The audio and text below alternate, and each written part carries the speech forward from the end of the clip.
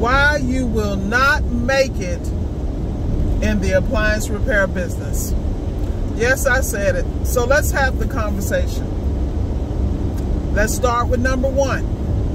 Can you manage yourself and your affairs? Can you manage your ability to train? Do you have any type of mechanical ability, and are you capable of learning it? Can you control yourself when you go into a customer's home? Do you respect their surroundings? Do you respect your tools? Do you have the ability to acquire the startup capital? And it's not like it's a high startup, but you have to be able to decipher what you need, what tools you need, and things of that nature. Also, you need to understand, how do I get my leads? How do I get my skills set up? Like, it's a whole situation. And this is why I tell people, get your blueprint together. Because at the end of the day, you need to be able to look at that mirror and say, I can go through trials and tribulations and make this business successful. And can you do that? So let's start with the first thing. Let's start with you. Do you understand your personality? Do you know your ability, whether you can deal with stress and adversity? Can you be in a customer's home and not have a clue? Study your butt off, think you know what's wrong with the appliance from all the information you gathered.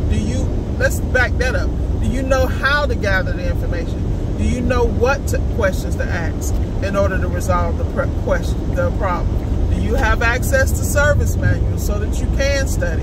Have you invested in the subscriptions so you can have access to service manuals for all the major appliances? Do you have relationships with the manufacturers? Do you have relationships with warranty companies? Like, this is a whole situation. And this is why I tell people, when you think you can get in this game and win, you need to manage the flow. You need to see the full picture, and you need to at least put yourself in position to get a taste.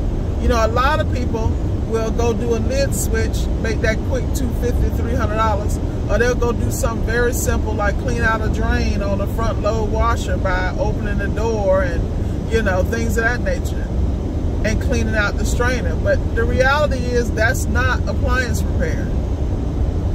And I'm gonna just keep it real, that's not appliance repair. True appliance repair is your ability to work on multiple appliances, whether it's in the kitchen, the laundry area. You need to be able to dominate those areas. You should be able to fix a microwave, an oven, a stove, whether it's a wall oven or not. A microwave, whether it's a wall microwave or not. Do you have the tools? Do you have the lifting tables? Do you have the air sled? You know, do you have the dolly? The appliance dolly? Like, these tools are not cheap. Your really good lifting tables, probably about $500–600. I think they got some 1,000-pound one out of Harbor Freight that everybody uses. Check the reviews on that. Those are great for you starting out, but you know, if you look at the reviews, you'll see people complain about the cylinders leaking out the box. The cylinders that actually hold all that damn weight that can fall on you. Know what you're doing. Don't just put stuff together and not test it out. Do you understand how to read schematics and handle a voltmeter? Are you going to run your appliance business and lose all this money off of pattern recognition? Do you understand theory? Have you sat down and read the Eric Clenert book that talks about home appliances, which is one of the best books out there? Have you done your home study? Have you bought any online courses and really studied them and applied it to your own appliances at home? You know, at the end of the day, you have to come up with a plan that's going to work for you. You can buy courses all day, but if you don't have a coach, or if you don't have somebody assisting you in navigating this process, I tell people all the time, the easiest way to learn is go work for a reputable appliance repair company. And in the back of your mind, make sure that if this was my business, what would I do? And then apply some of those things in your side hustle. Like, it's not really hard. It ain't rocket science, but it takes commitment. Are you willing to contribute 90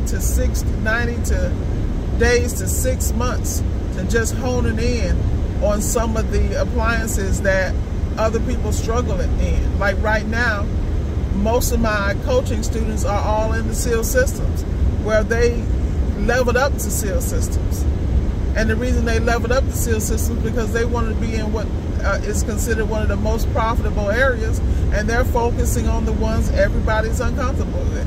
From the Samsung to the LGs, to the Lockring, to the R600s. You know, at the end of the day, you got to be on top of this game. This game can never be on top of you, because when the game is on top of you, I'm guaranteeing you're not going to win. Because you're not ready to win. You're not equipped to win. You're not putting in what you need to put in to be successful. And this is why I tell you, you will fail at the appliance repair business if you don't understand that you are not going to be perfect, number one. Number two, you should be able to adjust quickly. If you run into an appliance and you're frustrated, you should understand, I need to pull the manual, I need to get with someone who understands this and who can break it down in baby steps and layman terms. Because when you're coming out of a world that you've been looking at logically and makes sense to you, when you walk into appliance repair, if you don't have the background of electronics training, mechanical training, or something that makes sense, you're going to have to change your mind into the ability to figure these things out and to go and pull the resources, which means it's going to take you longer to diagnose, which is frustrating in the beginning. It's going to take you longer to comprehend because you haven't been doing this all your life, like these people that take it for granted and swear they the best takes in the world, forgot when they didn't know what the hell they were doing. But that is another video. The reality is, this is something you got to invest time in. It's just like the guys that go into IT and they start in SQL, or they start, you know, HTML or web development, or, you know, different things in IT. Like, you look at the guys on the SQL side, a lot of them can't stand Excel, but Excel, that training in Excel helps you in your databases when you're dealing with structuring SQL, and you're trying to normalize those databases from 1NF, 2NF, 3NF, 4NF, and 5NF. Now, people who's in SQL, they understand what the hell I just said. But if you're not in the SQL, you're not going to understand that, which is a structured query language in IT. You know, and that language is used to extract data from databases, you know, and to provide dashboards for stakeholders. Why do I know this? I know this because I expand my mind on a constant basis. I don't just do appliance repair, because I understand appliance repair is a vehicle for me to other things and for investments and to continue to enhance myself as a person. But I still study appliance repair. I still do schematics. I do what I gotta do, because at the end of the day, if I don't stay on top of this, how am I gonna continue to eat extremely well? How can I command the proper prices for my skill set if I don't level up? Excuse me, y'all. I need to really drink this alkaline water. Give me 2 seconds. I apologize. Y'all know I'm on that 10. Representing Boca Raton, y'all. That's that 10. That's that 10 water. Gotta get it. But anyway, Boca Raton, Florida. My Jewish brothers, this their company, so points for them. Get the bag. But like I said, y'all,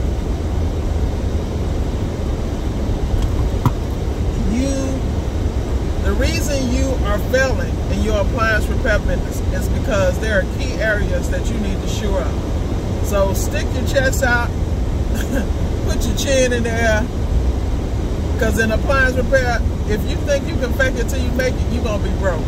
And I'm going to just tell you, because these appliances will eat through your pockets. So if you go to a dryer and the dryer's not heating, you already took care of, you checked all the thermostats. You already went in and checked your element. You know, you keep getting a call back that it's throwing the breaker. Like, you have to understand schematics, y'all. You can't get away from it.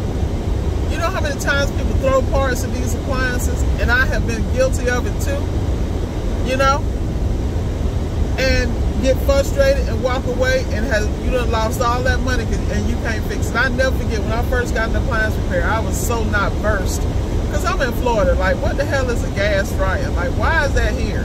You know what I mean? We live in the South in the sun. But, you know, that was my ignorance. And so I go in and I'm looking at this thing like I'm diagnosing it in my mind like it's electrical, because I hadn't studied enough on the gas side, because I did not respect the gas. Now I jump at the gas and I double charge them, because I know it's several people out there like me that was just like I was. I had to adjust my game, and now I can charge a premium because I'm doing propane and gas while everybody else running the other way. And let's not even talk about control boards, diagnostics, and LG and Samsung. And now you can throw Bosch and Miele and all the rest of them up in there. Because the reality is that people are intimidated by what they don't know and understand. And instead of forcing themselves to digest this, they will continue to run away and go do something easier. And then they turn around and find out that all that stuff you call easy, that whole area has dried up, because you got this whole wave of new people in Florida that's coming in. They getting in the game, and they hungry, and they want to eat from different parts of the world, and they gonna get it, and they gonna charge half the price you gonna charge, and they gonna use some used parts or whatever they doing, or they gonna grab them off of Amazon. I ain't knocking Amazon, but hey, you know, a lot of people don't care about where they get the parts from and the quality of the parts. You know, you already combating poorly designed and poorly made appliances. Then you're gonna put poor made parts, or, you know, I call them child labor parts, because, you know, I'm ruthless. I don't care. That's just how I see it. But at the end of the day, you can't blame nobody but you. Don't blame the influx. You saw it coming, so look, you got a head start. You better keep that head start if you know, like me. That's what I tell people when they look at me and ask me about stuff like business credit and how you do this, how you do that, and how do you know, what you're doing with your taxes. First of all, I am not a financial professional. I am definitely not giving financial advice, but what I will tell you, shout out to Carlton Dennis, and I don't know if anybody's seen that short he got going around. It's real. Anytime you do something in your business, and like when your operating part of your business has a managing issue, that's another business. Like, people don't understand the game, but it's up to you to get versed. You should not be working in America and not using all the tools, particularly when they write the tax code in layman's terms. Like, come on, man. But at the end of the day, people don't want to know no better. They want to just get their stuff over to people and then get mad when you get embezzled and got. You know, the key is there's nothing wrong with having people do stuff, but you got to know how to do it or have some understanding. So if somebody get you, they don't get you that bad. But that's a different video. Getting back to why your stuff is failing, it has to do with the way you approach everything. You know, the problem with being smart is that you don't understand. You being smart ain't really you smart. You smart because the idiots around you ain't smart. And you look smart. You know, you better get in these books. You better start reading, because the people who read will always be ahead of the game. The people that stay informed will always be ahead of the game. Now, if they choose not to apply that or execute on that information, that's on them. But you gotta be on top of your game. And the key to everything is study, show yourself approved. You know it's in the Bible.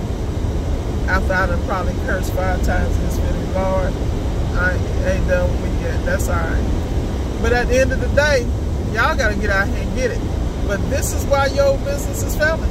And this is why you will fail at appliance repair. Get it together, people. Get it together. Level up. This is Ward signing off.